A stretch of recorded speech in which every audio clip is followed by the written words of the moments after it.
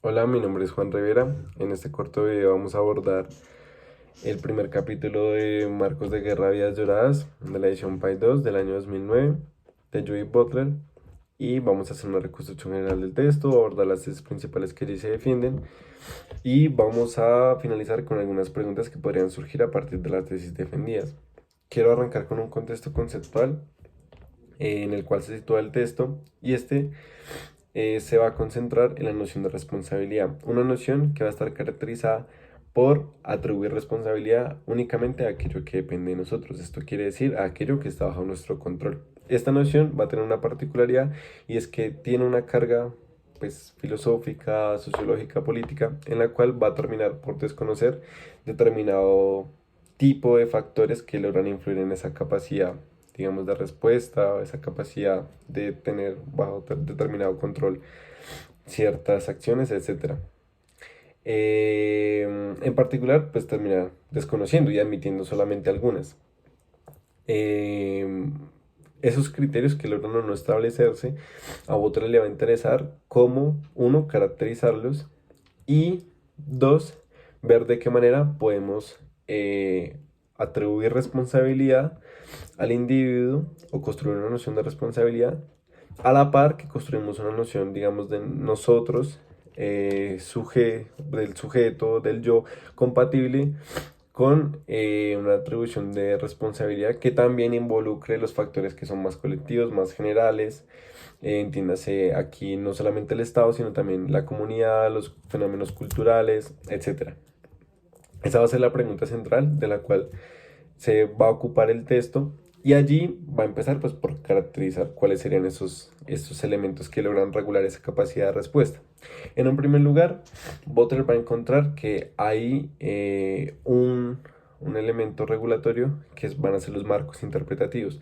Unos marcos interpretativos que finalmente lo que son es determinadas concepciones del mundo que terminan por influir, condicionar la manera en que se comprende y en que con base a su comprensión el individuo actúa dentro de él. Pero no solo allí, sino que también siente. El énfasis en siente a otra le va a interesar, o el énfasis en el sentimiento, perdón, a otra le va a interesar porque lo va a abordar en los contextos de guerra. En particular porque su preocupación surge de buscar cómo es posible que tengamos una respuesta afectiva selectiva frente a la pérdida de las vidas en contextos de guerra. Es decir, que nos duelan más unas vidas que otras, o que nos duela más la muerte, digamos, de unas muertes de unas personas en comparación con otras en contextos de guerra. Finalmente, entonces, cómo ella va a explicar cómo funciona esto y demás, pues de nuevo, arranca por la caracterización de esos marcos interpretativos. Y en esos marcos interpretativos, en el sentir, en esa capacidad de respuesta afectiva, va a retomar a Assad diciendo que hay una regulación de los afectos por esos marcos interpretativos. El marco interpretativo que logra regular el afecto, es decir, logra regular la capacidad en la cual nosotros sentimos que nos duelen unas vías en comparación con otras, es un marco según el cual se justifica la violencia de unas vías contra otras. Unas que atenden contra el Estado-Nación, etcétera. Por ejemplo, en caso colombiano, la guerrilla, como, digamos, atenta o se justifica, digamos, por la hegemonía o el sector dominante, como vías que no son propiamente vías. Y allí en la profundización, digamos, de esto, de estos conceptos, Butler va a dialogar con Klein para introducir que no es posible, o sea, para desenmarcar este marco de que es justificable la violencia unos contra otros, introduciendo el concepto de interdependencia o dependencia mutua. Ella va a llegar a decir que efectivamente dependemos del otro, hay una necesidad radical en la que dependemos de los otros, uno, a nivel ontológico, es decir, dependemos del otro en un primer nivel en el cual yo para concebir lo que yo soy debo trazar mis límites y los límites en los cuales yo trazo eh, suponen trazar una distinción con la otra, con la diferencia. Y eso entonces a fin de cuentas ya establece en principio una relación que yo debo suponer con la otra para poder saber quién yo soy. Y en ese sentido hay una suerte de dependencia, de necesidad de la otredad a nivel ontológico. Un segundo momento en el cual surge, digamos, la caracterización de esta interdependencia es a un nivel más básico y material, en el cual dependo del otro, de los otros, en comunidades, en contextos específicos, del Estado, con acuerdos de convivencia, de supervivencia, de alimentación, etcétera, etcétera. Entonces, ya ahora, trazando, digamos, este concepto de interdependencia, Butler va a decir, bueno, entonces, ¿cómo construimos una noción del yo, del sujeto, de lo que somos, para poder involucrar un concepto de responsabilidad que entienda el sujeto más o menos en esta suerte de interdependencia?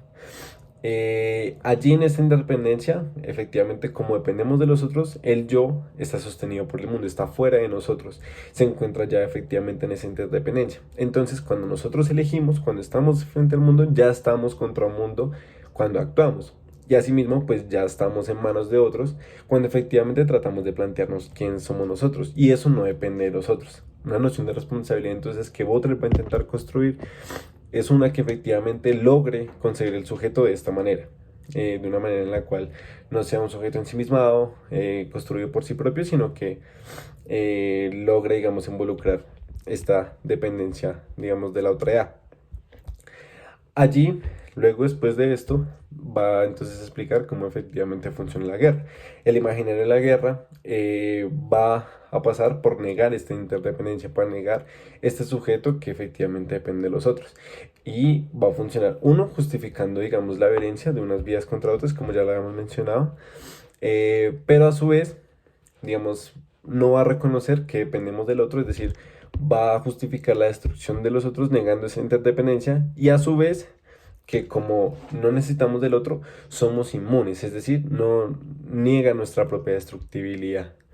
Eso es importante porque la negación de esa interdependencia, Butler va a defender que lo que se debe hacer es reconocer esa interdependencia, esa condición, digamos, de precariedad de la vida, en la cual yo dependo de los otros y son los otros quienes efectivamente podrían llegar a no hacerme daño, y esta va más allá, digamos, del Estado-nación. No solamente de la comunidad, sino también, digamos, de manera general, no dependo únicamente de mi hermano o de una persona en específico, sino es, como ya lo mencionamos, a nivel ontológico.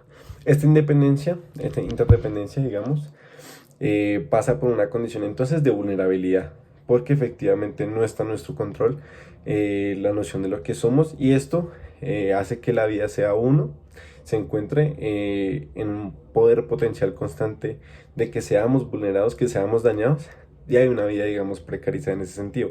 No solo en el que podamos ser dañados, sino también en el que podemos efectivamente dañar a los otros.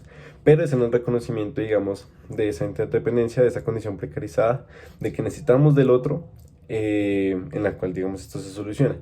Allí Butler finalizará con ya una no ontología del individualismo, sino una ontología del cuerpo, en la cual busca entender que el cuerpo no es una entidad circunscrita, sino que es una entidad que, uno, nos expone a los demás y nos permite habitar con otros, es decir, es la misma condición que nos permite existir, pero a su vez tiene una caracterización contradictoria, y es que nos hace vulnerables. Es una condición, digamos, también tanto de deseo como una condición, digamos, efectivamente de crueldad y de sojuzgamiento. Esa ontología del cuerpo es finalmente la que va a hacer que se caracterice una noción de nosotros, del yo, que sea efectivamente compatible con una noción de responsabilidad, digamos, global, y de manera que se aborde más contextualmente. Las preguntas que entonces quedarían abiertas a partir de este texto es, uno, cómo efectivamente ponemos en tela de juicio esos marcos interpretativos y cómo construimos una política cultural de la condición generalizada, ¿sí? De esta condición generalizada de precariedad. Una segunda pregunta que queda a partir de allí es cómo construimos una noción de justicia que se encuentra a nivel normativo, digamos a nivel ético y jurídico, que plantee y se adapte a este concepto de responsabilidad, al punto de que tipifique en la ley, digamos, una responsabilidad, por ejemplo, a la cultura. Y la última pregunta que surge a partir del texto es si esa ontología social que Voltaire caracteriza se marca únicamente en una perspectiva, digamos, hegeliana sobre la otredad y sobre, digamos, la posición, y no, digamos, como en una figura que pueda comprometer esa interdependencia del sujeto más allá y lo establezca, digamos, como una otra idea que es irreductible en su distinción, digamos, de otro en cuanto a otro, y no simplemente, digamos, como cumpliendo la cuota de la figura de la ética en tanto es en negación, en oposición a mi afirmación, digamos, de mi existencia en el mundo. Y eso sería todo. Lo dejaríamos por ahí y ya. Muchas gracias por prestar atención y por ver el video completo.